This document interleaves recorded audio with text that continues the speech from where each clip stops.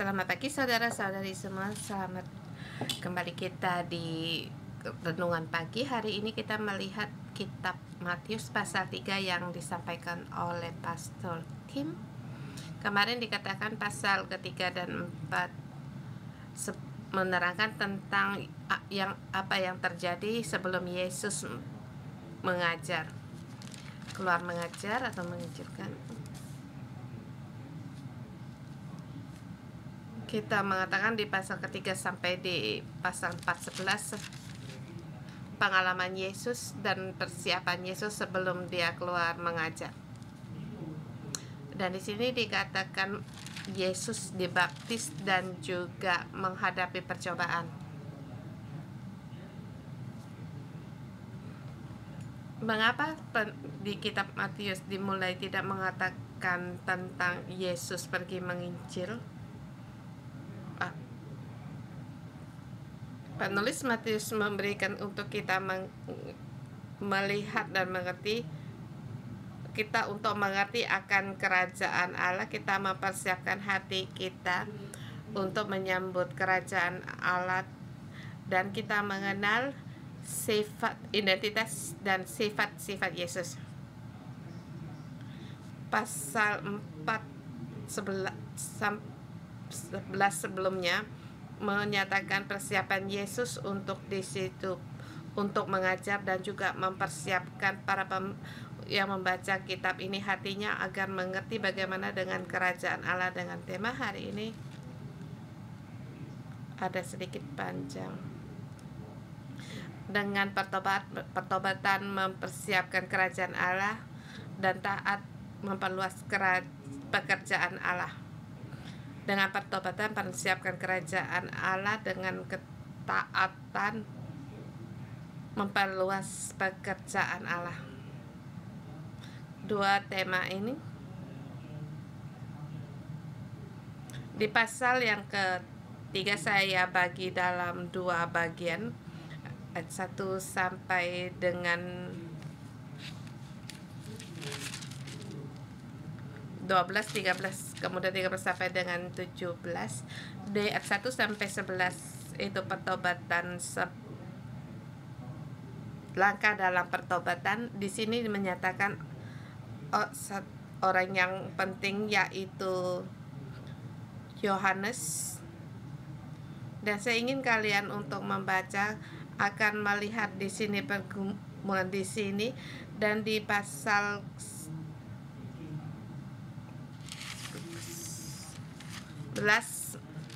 di ayat kedua kemarin dikatakan Yesus yang melarikan diri ke waktu dia dikejar hendak dibunuh, melarikan diri ke Mesir dan keluar lagi dari Mesir.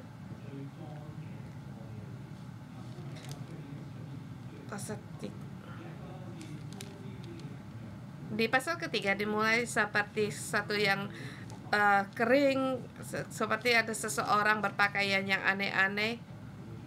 Di pasal keempat dikatakan dengan jubah bulu unta dan makan belalang madu hutan. Satu tangan berpegang besi belalang dan makan madu hutan, sambil berjalan, sambil makan, sambil minum madu. Dan orang ini dia di padang gurun, di situ berseru seperti dikatakan di ketua, bertobatlah sebab kerajaan surga sudah dekat. Di sini penulis dari Matius ini satu gambaran yang punya daya tarik, sebab orang itu dilihat juga seperti orang yang tidak normal, dan juga siapa yang kalau seorang pengajar yang bekerja di padang gurun, tidak ada orang, tidak ada pertemuan, dan aneh. Seharusnya kan di kota menyuruh orang untuk bertobat. Di sini melambangkan seperti Elia. Mengapa saya seperti Elia? Tahukah kamu di ayat kedua, ayat itu sangat berharga Bagi kita sering mendengar bertobatlah sebab kerajaan surga sudah dekat. Tetapi kata ini, kata yang pertama kali setelah Tuhan berdiam diri selama 40 tahun. Dan juga di kitab Maliaki dan yang disebut oleh Nabi. Jadi Yohanes Pembaptis awal dan tahukah kamu setelah 40 tahun sebelumnya apa perkataan Allah yang terakhir? Dan kita untuk lebih lagi mengerti akan Yohanes Pembaptis, kita lihat di kitab Maliaki yang terakhir, yaitu di kitab Maliaki pasal 4 ayat 5 dan 6. Sesungguhnya aku akan mengutus Nabi Elia kepadamu menjelang datangnya hari Tuhan yang besar dan dahsyat itu.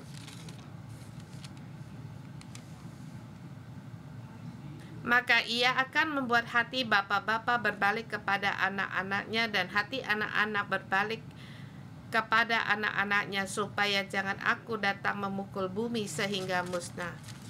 Ini perkataan Allah yang terakhir, kata-kata Allah. Kemudian Yohanes Pembaptis meneruskan pekerjaan ini.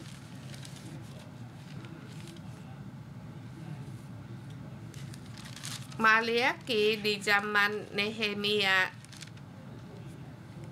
di situ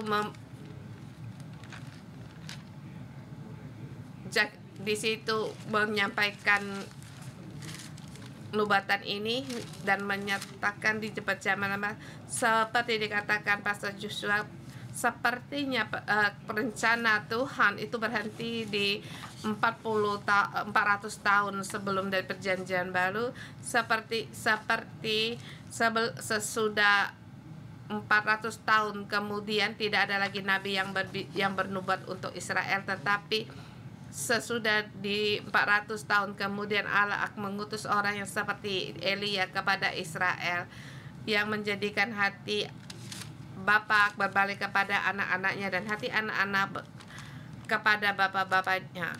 Ini menyatakan akan hati manusia kembali menjadi lembut dan juga akan kembali berbalik. Banyak orang Yahudi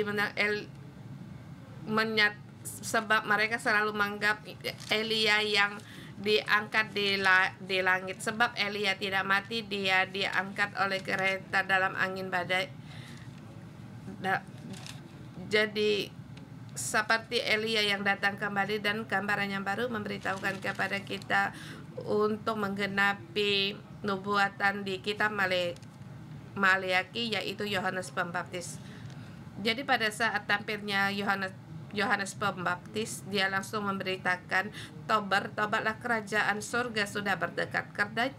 Artinya kerajaan surga belum dekat, dan tema yang utama belum makan, itu cuma makanan pembuka, itu salad atau sup. Kamu boleh mempersiapkan akan pencernaanmu. Pada Yesus datang, pada Yesus di pasal kelima mulai mengajar di bukit.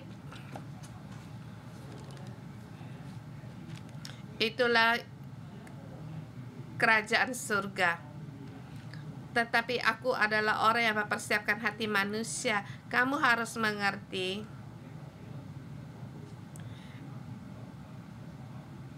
yang dimaksud dalam khotbah bukit kerajaan surga itu apa? Pertama, harus kamu bertobat dan tahu akan dosa. Kamu tahu dan melihat dirimu banyak masalah, telah meninggalkan Allah. Pada saat Yesus menyatakan kerajaan surga itu bagaimana, maka kamu akan mengerti dan dapat menerima. Jadi Yohanes Pembaptis tahu akan identitasnya. Kemudian dikatakan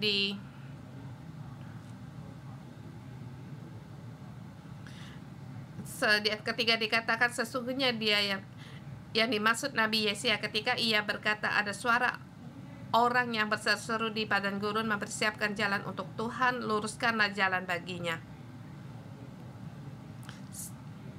seperti Yohanes Pembaptis untuk meluruskan, mempersiapkan jalan bagi raja. Di zaman sejarah kuno, seorang raja punya jalan yang lurus untuk sampai di istananya, agar seorang raja dengan kemegahannya masuk ke istana.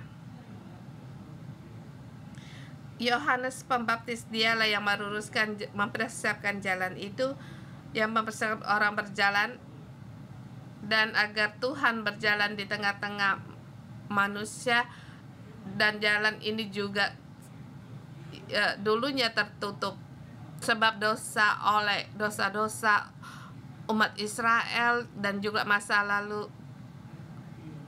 rencana penebusan keselamatan belum disempurnakan. Jadi Allah di sini menggunakan Yesus untuk tema dalam rencana penebusan keselamatan ini datang kepada Allah. Yohanes dia yang mempersiapkan jalan itu. Yohanes Pembaptis dia orang yang lihai, sebab dia yang membawa pemulihan dalam 400 tahun kemudian. Dan di ayat ke-6, ke-5 dan ke-6 dikatakan, maka di Yehuda dan Yerusalem dan sekitar Yordan mereka datang kepada Yohanes lalu mengaku dosanya dan dibaptis oleh Yohanes di Sungai Yordan. Seluruh ini menyatakan Yudea dan sekitar Sungai Yordan itu menyatakan daerah pemulihan di wilayah. Dan selain Yesus kemudian harus sampai kepada kitab para rasul baru membawakan pemulihan kebangkitan rohani di wilayah-wilayah tertentu. Di sini di seluruh Yudea datang kepada Yohanes. Di perjanjian lama saya mau bertanya, adakah orang yang demikian dibaptis? Adakah dibaptis? Dan di dalam hukum Allah adakah menyatakan tentang baptisan ini? Sangat kecil mungkin, tidak banyak untuk yang kamu ikat. Sesungguhnya bangsa asing yang percaya kepada Yudaisme mereka perlu dibaptis. Jadi Yohanes Pembaptis dia seperti pemulihan yang baru yang membawa baptisan pertobatan. Seketika dalam 400 tahun kemudian terjadi pemulihan yang besar di Israel. Manusia banyak dosa.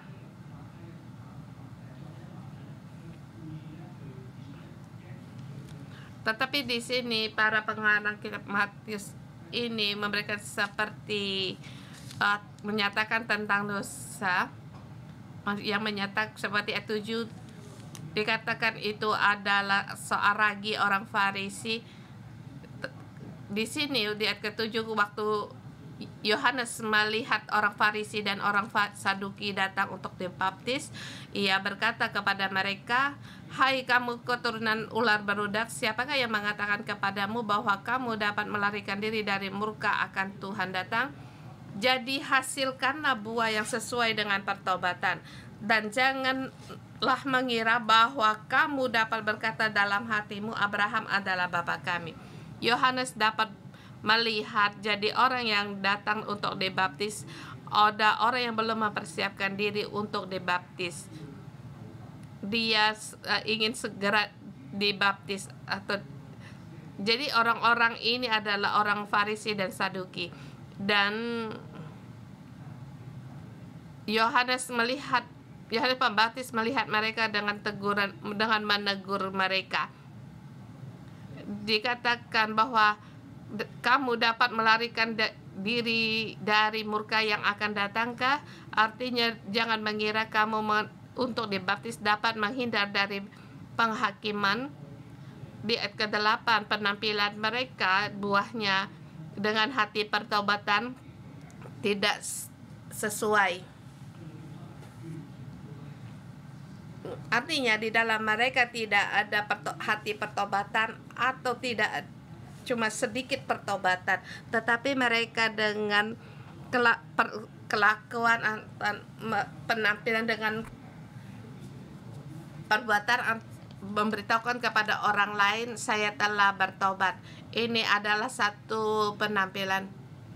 Dan akhirnya Paulus menyebutkan buah dari Roh Kudus.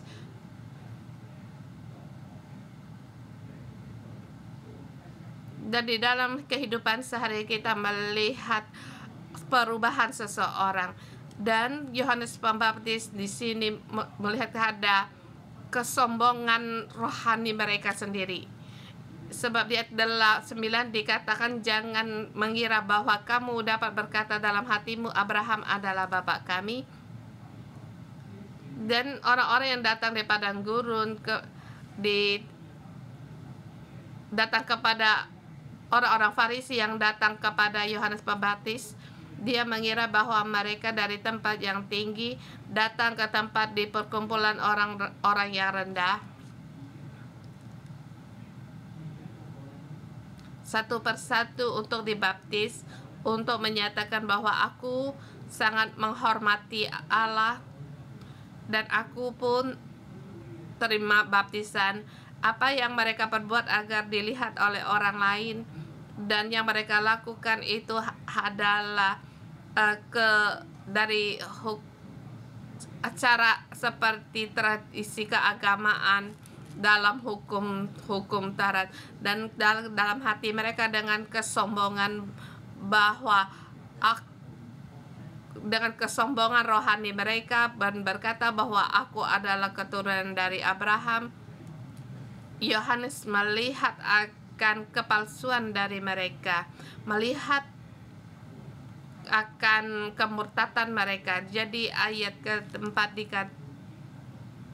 ayat ke-10 sudah di situ dikatakan, kapak sudah tersedia pada akar pohon, dan setiap buah yang tidak menghasilkan buah yang baik pasti akan ditebang dan dibuang ke dalam api. Artinya penghukuman itu akan datang. Orang-orang yang menyebut keturunan Abraham, kalau kamu tidak bertobat, kamu tidak ada bagian di dalam Allah, dan kamu akan ditebang dan dibuang di dalam api.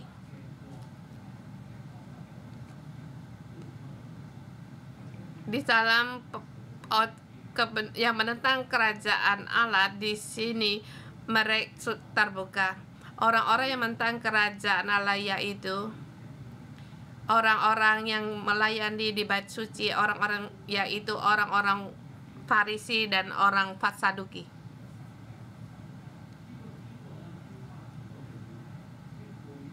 Kerajaan surga di situ menunggang balik ke kerajaan surga yang disuruh di kitab Matius. Kita melihat penentangan antara orang Farisi dan orang Saduki yang begitu menentang Allah. Sesungguh hati mereka tidak ada hati pertobatan, dan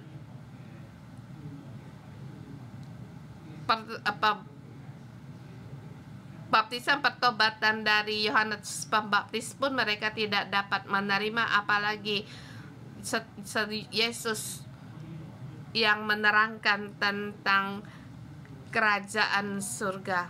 Dan pada saat kita bertanya pada diri kita sendiri, pada saat pemulihan di Israel, bagaimana reaksi dari kita? Dan saya dalam berpikir, orang yang ikut dalam keramaian melihat Yohanes, dia orang yang bagaimana? Sebab selama 400 tahun tidak ada nabi yang muncul seketika tiba-tiba ada nabi yang muncul, ada pemulihan yang terjadi. Aku juga ikut keramaian untuk melihat.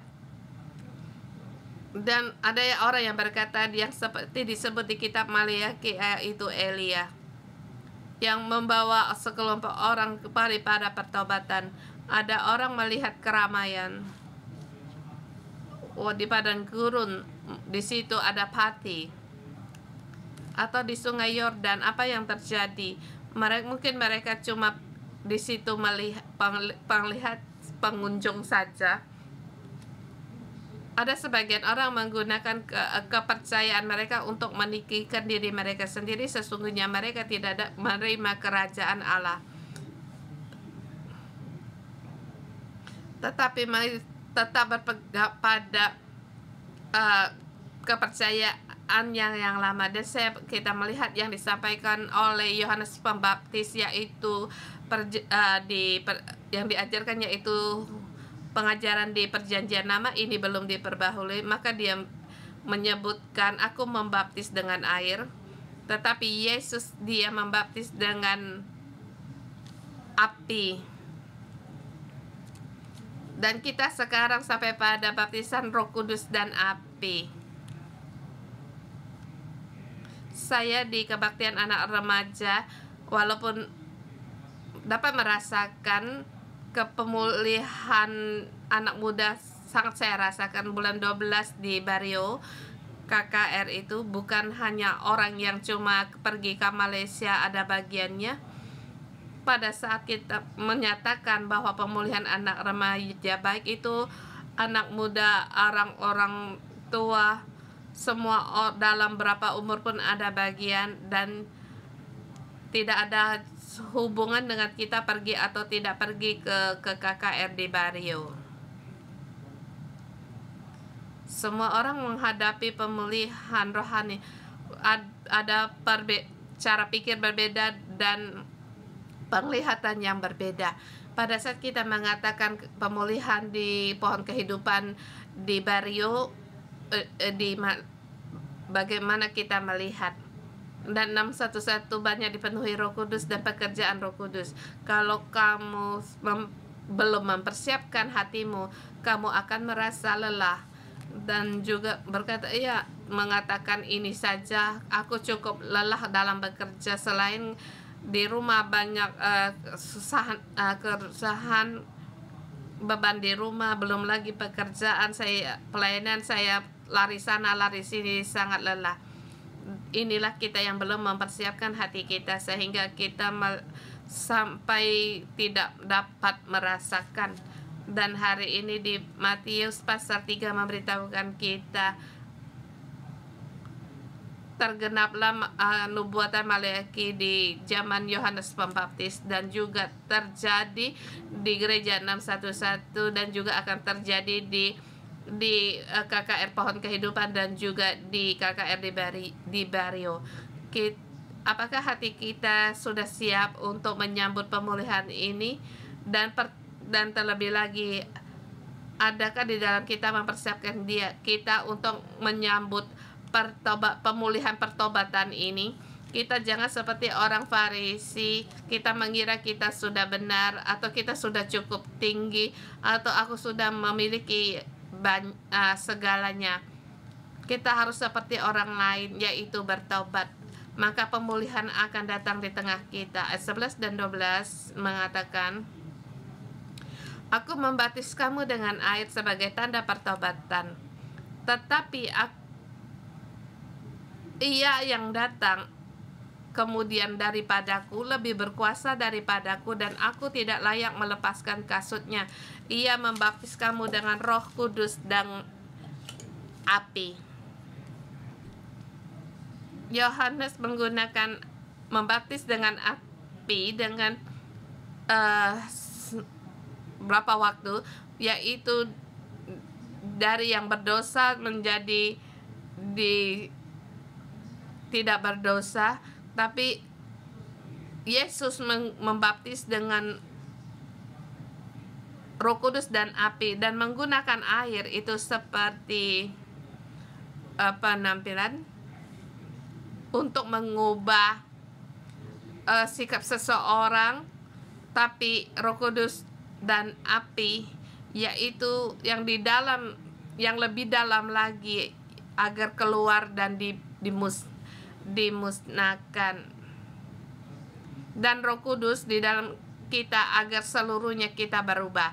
Pada saat Roh Kudus masuk di dalammu, ada orang sekaligus langsung ada perubahan yang besar.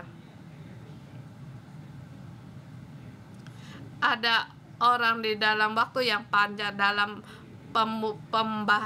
pembaharuan oleh Roh Kudus, seperti Petrus yang sebelumnya dia tidak berani untuk mengajar, tetapi pada waktu Roh Kudus turun, dia tidak takut lagi orang menyerang dia di Yerusalem, di jalan-jalan Yerusalem, di Bait Suci. Waktu dia mengajar, 3.000 orang percaya Tuhan. Paulus pun demikian. Dulu dia bersemangat untuk menganiaya orang Kristen, tapi pada saat Roh Kudus datang dan dia melihat akan masuk perubahan besar di dalam rohaninya, maka dia seperti orang. Yohanes mengerti akan pekerjaan untuk mempersiapkan, sebab kerajaan surga bukan datang dari dia. Dia tahu bahwa itu datang dari Yesus Kristus, dan kita harus juga harus melihat sifat kita atau dalam melayani. Yohanes Pembaptis zaman itu dia nabi yang terbesar dan juga yang paling berhasil dalam pelayanannya, tetapi yang dia lihat, dia bukan melayani dirinya sendiri, atau sampai pada seorang yang sangat sukses, dia tahu bahwa yang dilayani itu yaitu Yesus, Tuhan Yesus Kristus. Dia yang dia dirikan bukan kerajaannya, tetapi kalau dia ingin mendirikan, dia sangat mudah, sebab ia sudah nomor 1. Dia membuat sebagian orang mendirikan kerajaannya, apalah sulitnya. Dan juga kita melihat Yesus juga mendapatkan dia untuk dibaptis, dan kita lihat gambaran ini cukup berapa lama di kisah ini. Dalam Yohanes Pembaptis tahu akan situasi identitasnya dan misinya. Dia tahu bahwa kerajaan surga sesungguhnya di dalam tangan Allah. Walaupun seberapa hebatnya saya harus tunduk dalam posisi yang diberikan Tuhan kepadaku. Aku begitu berhasil sebab Allah telah mempersiapkan jalan bagiku.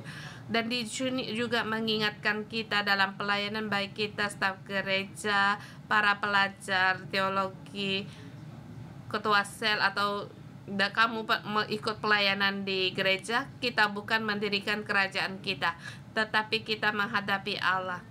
Saat ini seperti Allah memberikan kejayaan kerohanianmu, tapi tujuan itu adalah untuk Yesus Kristus dan mempersiapkan pekerjaan yang hendak Allah kerjakan. Kita jangan melayani Allah untuk mendirikan kerajaan kita sendiri. Yohanes di sini menyebutkan, aku tidak layak melepaskan kasutnya. Kita lihat kerendahan hati dari Yohanes Pembaptis sehingga Allah memakai dia. Dan bagian yang kedua, ayat 13 sampai dengan 17, Yesus dibaptis. Ayat 13-14 dikatakan, maka datanglah Yesus dari Galilea ke Yordan kepada Yohanes untuk dibaptis olehnya.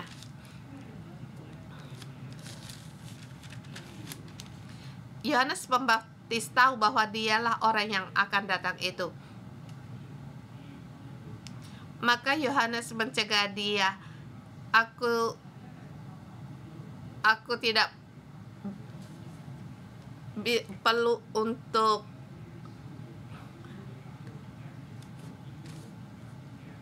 demikian. Yohanes mencegah dia, akulah yang perlu dibaptis olehmu dan engkau lah yang datang kepadaku. Tapi di sini jawab Yesus, biarlah hal itu terjadi karena demikian sepatutnya kita menggenapi seluruh kehendak Allah, dan Yohanes pun menurutnya. Di sini sesungguhnya mengapa Yesus melakukan ini? Sesungguhnya dia tidak perlu melakukan hal ini, tetapi penjelasan dari Yesus yaitu untuk menggenapi seluruh kehendak Allah. Ini menyatakan seluruhnya taat, sifat yang taat. Yesus tahu kehendak Allah yang menjadikan dia sebagai yang datang sebagai manusia. Dia adalah Allah, dialah adalah manusia. Segala tanggung jawab dan permintaan di dunia ini dia itu pun harus bertanggung jawab. Jadi semua orang yang mengikuti Allah, dia pun harus ada pertobatan. Walaupun Yesus tidak perlu, tetapi untuk persyaratan atau untuk menggenapi kerajaan Allah, dia pun melakukannya. Atau demi untuk kerajaan Allah, dia bersedia untuk melakukannya. Itu melambangkan satu kerendahan hati, ketaatan. Dia tahu bahwa Allah mengutus dia di dunia ini untuk ada yang perlu dia kerjakan. Demikian yang kehendak Allah yang hendak ia kerjakan. Demikian juga dengan kita pun kita pun ada rencana yang hendak Allah yang ingin kita kerjakan.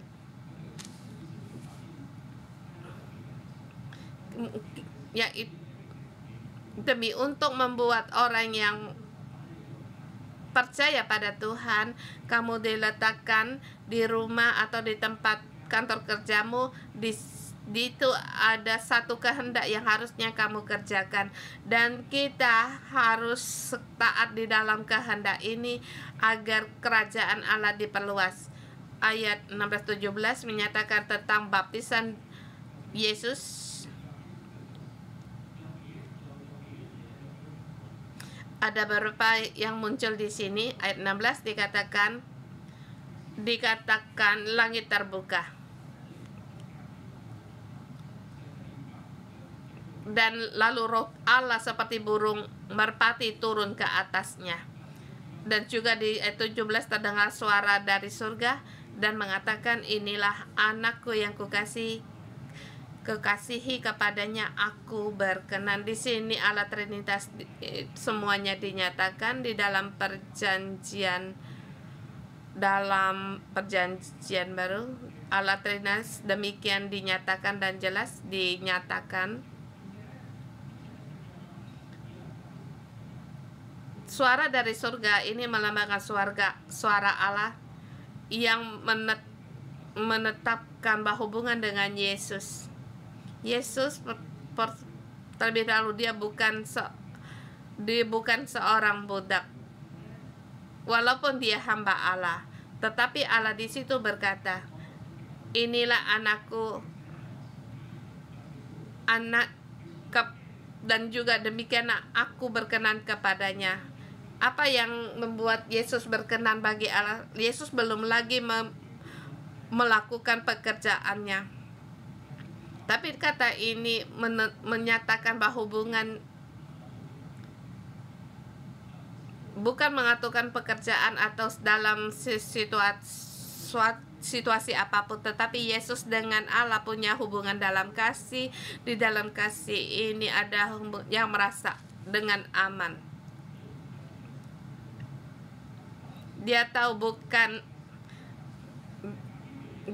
bahwa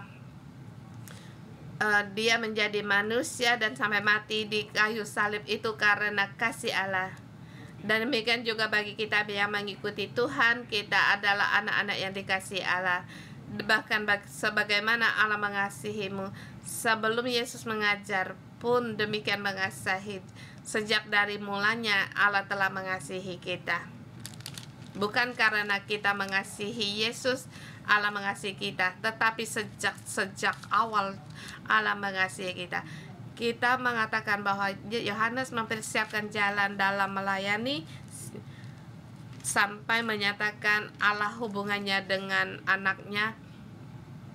Ini terjadi sebelum Yesus memperluaskan kerajaan surga, dan bagi kita semua telah mengenal kerajaan surga, tetapi apakah kita seluruhnya mengerti dan menerima? Bagaimana dengan reaksi kita? Dan hari kita lebih lagi harus merenungkan sesuatu. Kiranya Tuhan memberkati firman-Nya.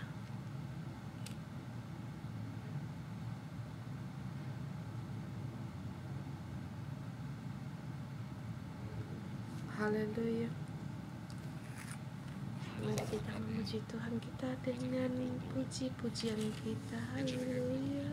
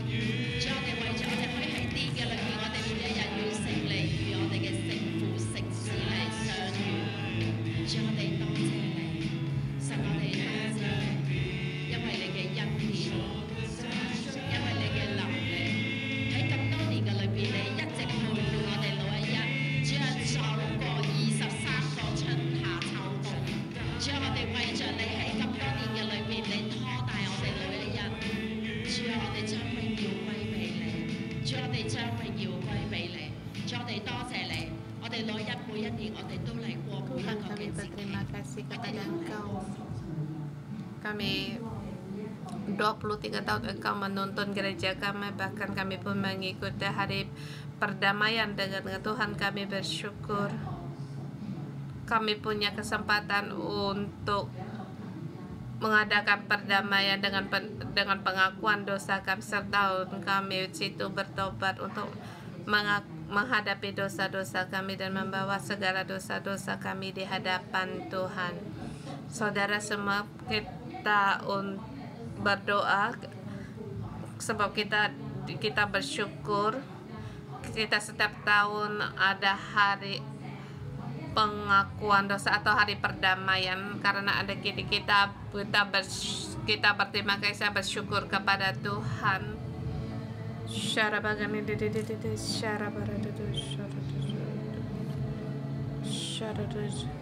Tuhan, kami berterima kasih. Kami berterima kasih kami semua orang bisa datang di hadapan Engkau dan mendapatkan keselamatan dari Engkau. Dan kaum laki-laki kami bisa menjadi kepala yang memimpin untuk pulang kembali dan mengaku dosa, dan juga para pengembala kami, staf gereja, para MJ Leader juga berdiri di hadapan Engkau dengan memimpin para jemaat kami datang ke hadapan Engkau mengaku akan pelanggaran kami, dan kami merendahkan diri. Tuhan, ini anugerah-Mu, dan juga pada setiap tahun anugerah yang Kau berikan kepada kami dan juga anugerah di zaman Yesus ini.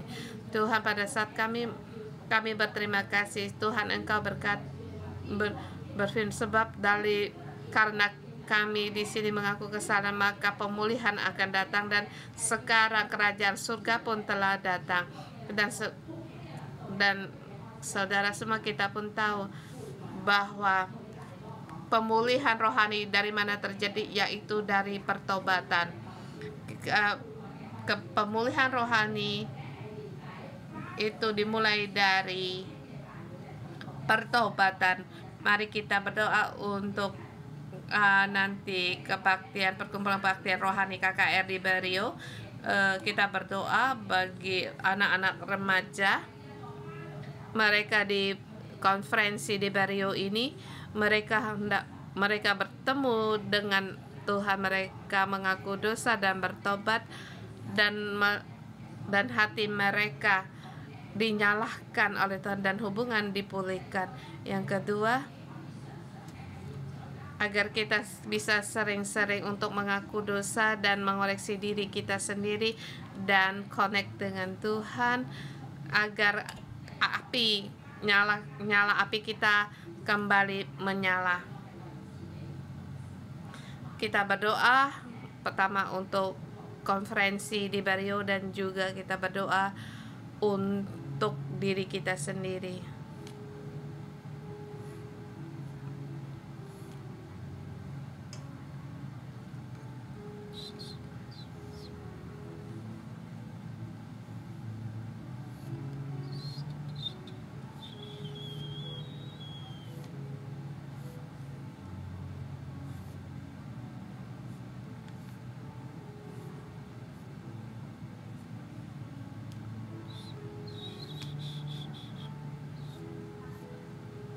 Yesus kirimkan Berio di semua yang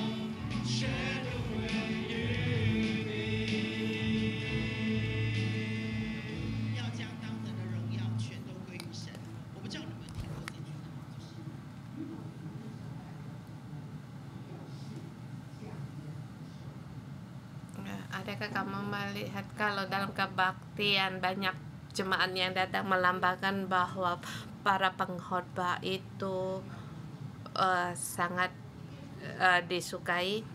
Kalau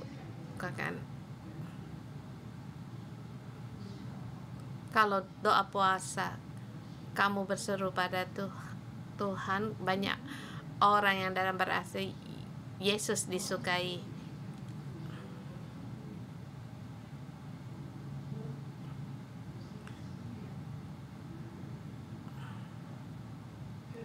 di arena banyak yang kosong. Jadi saya mengundang saudara semua yang di online atau dan juga yang di arena ini, para yang hadir di sini, untuk mendoakan bangku-bangku yang kosong, bahwa di renungan pagi, di setiap kebaktian dalam doa, berdoa agar Yesus yang disambut, Yesus yang diberkenan, Yesus yang disukai. Kiranya semua orang membawakan kerinduan dan semangat datang kepada Yesus. Yesus bukan hanya bertobat, tetapi kami ingin kembali menyalakan semangat kami. Tuhan bukan hanya diberi melihat pemulihan, tetapi pemulihan itu dimulai dari Hong Kong, dimulai dari renungan pagi, dimulai dari kami perorangan.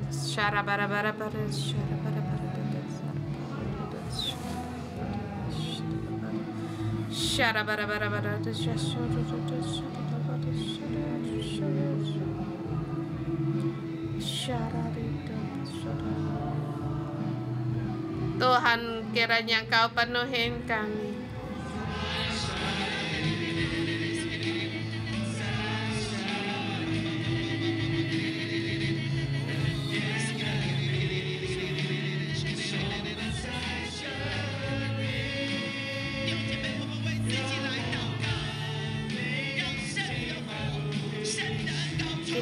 Saudara-saudara, kita mohon agar urapan Roh Kudus, apinya Roh Kudus membakar di dalam kita dengan urapan baru, memenuhi di tempat ini, di tempat di mana kita berada.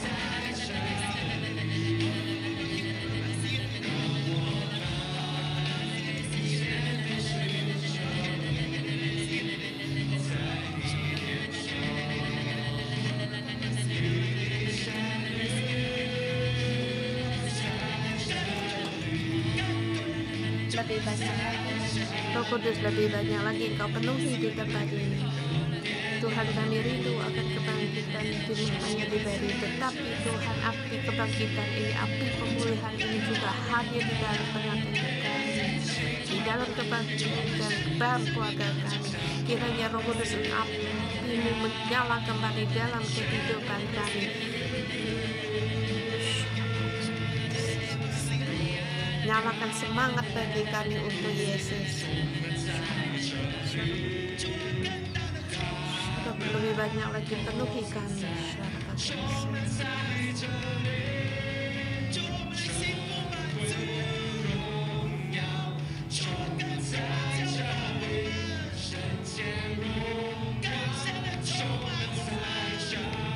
Lebih banyak lagi penuhi kami.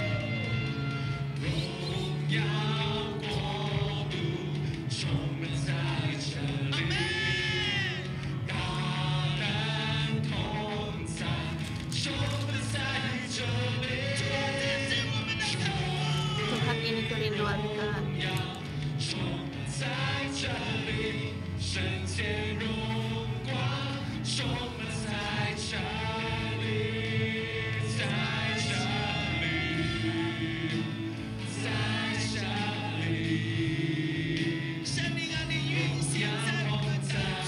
Roh Kudus, Engkau berjalan di tengah-tengah kami. Roh Kudus terang. Tuhan, lebih banyak lagi kemuliaan Engkau curahkan kepada kami.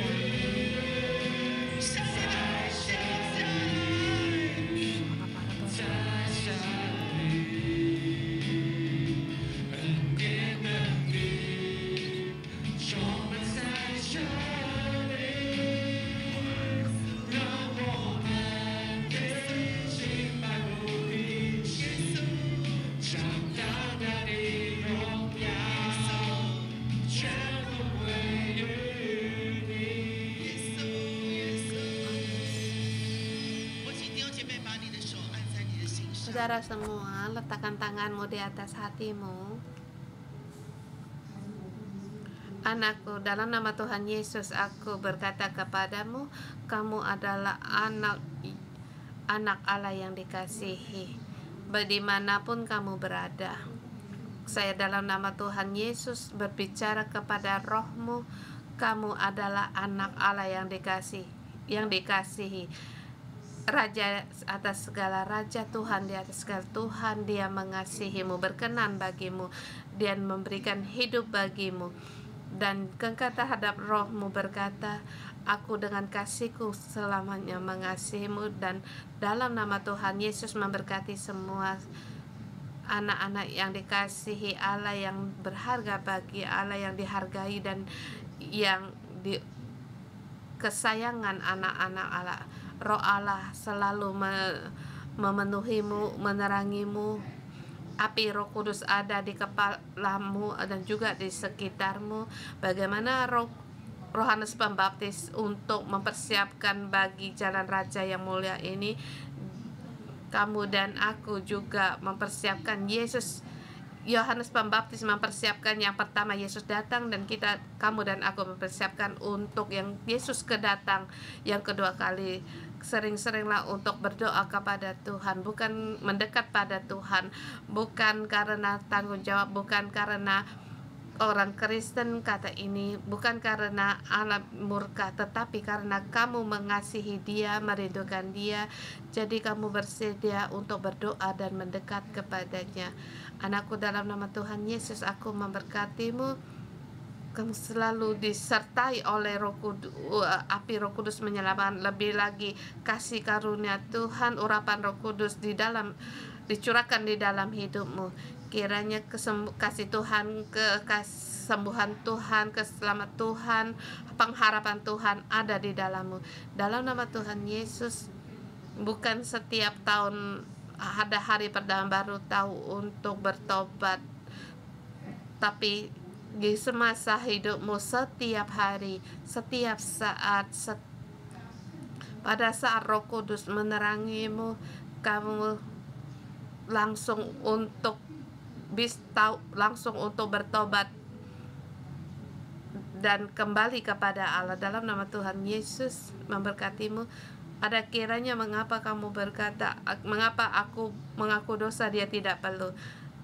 Dalam nama Tuhan Yesus aku berkata kepadamu, pada saat kamu mengaku dosa, kamu mempunyai sifat hidupnya seperti Tuhan. Dalam hidupmu seperti Tuhan Yesus. Kita tidak perlu seperti hidup orang lain. Kita tidak perlu urus kehidupan orang lain. Yang terpenting adalah kamu dan aku. Apakah kita bisa berdiri kokoh di hadapan Tuhan? Apakah kita di hadapan gembala besar kita datang meraba kepalamu dan kamu adalah hamba yang setia dengan dalam nama Tuhan Yesus memberkatimu. Dimanapun kamu berada, kamu semakin seperti Tuhan, kamu merendahkan diri, kamu taat, kamu tahu untuk bertobat. Tuhan pasti dengan mahkotanya diberikan kepadamu. Dalam nama Tuhan Yesus memberkatimu semua anak-anak Allah, termasuk saya sendiri, di masa yang akan datang. Belajar seperti Tuhan, semakin seperti Tuhan, terhadap hati Tuhan. Di masa bertambah semakin umur kita, semakin bertambah kasih kita kepada Tuhan. Di dalam nama Tuhan Yesus memberkatimu. Amin. Kita puji, kita renungan pagi sampai di sini.